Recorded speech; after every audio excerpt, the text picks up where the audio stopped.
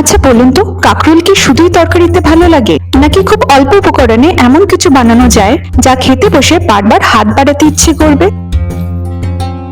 একটা সাধারণ সবজি যেটাকে অনেকেই বাজারে দেখেও পাশ কাটিয়ে চলে যান, কিন্তু জানেন কি এই ছোট্ট কাঁকরোলের ভিতরে লুকিয়ে আছে অসাধারণ পুষ্টিগুণ। আজ আমি বানাচ্ছি কাঁকরোল আলু ভাজা, একটা এমন ঘরোয়া পদ যার গন্ধেই ভাতের প্লেট মুহূর্তে খালি হয়ে যেতে পারে। তবে সবচেয়ে মজার ব্যাপার হলো এই রেসিপিতে নেই কোনো জটিলতা, নেই অনেক উপকরণের ঝামেলা, তবু স্বাদে থাকবে এমন একটা টান যা একবার খেলে আবার বানাতে মন চাইবে। তাহলে চলুন দেখে নেওয়া যাক কিভাবে খুব সহজেই তৈরি করা যায় এই সুস্বাদু মচমচে আর স্বাস্থ্যকর কাঁকরোল আলু ভাজা।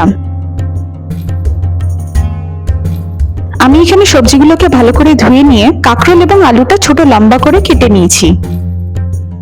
এখানে ছোট দুটো পেঁয়াজ ব্যবহার করেছি আর 4-5টা কাঁচা লঙ্কা।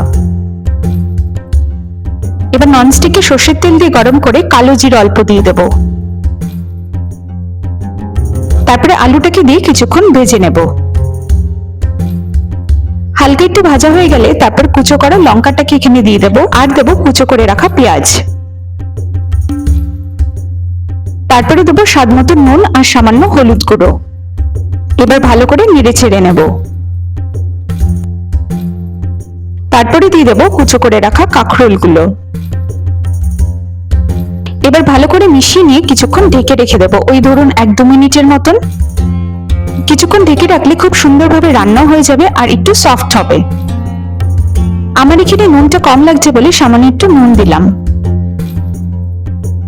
তবে কাঁকরোল গরমের দিনে শরীরকে হালকা রাখতে সাহায্য করে, তাছাড়া হজম শক্তিও ভালো রাখে আর প্রতিদিনের খাবারে একটু অন্যরকম স্বাদ আনতে কাঁকরোলের জুড়ি মেলা ভার।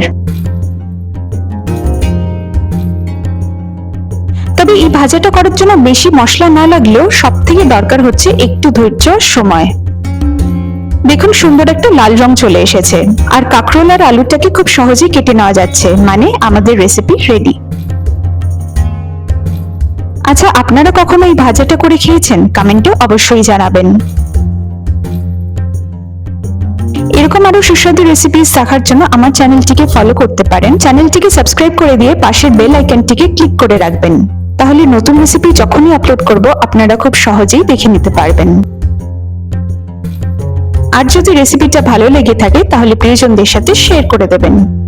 খুব তাড়াতাড়ি দেখা হবে নতুন একটি স্বাদ, নতুন একটি গল্প নিয়ে। ভালো থাকবেন, সুস্থ থাকবেন।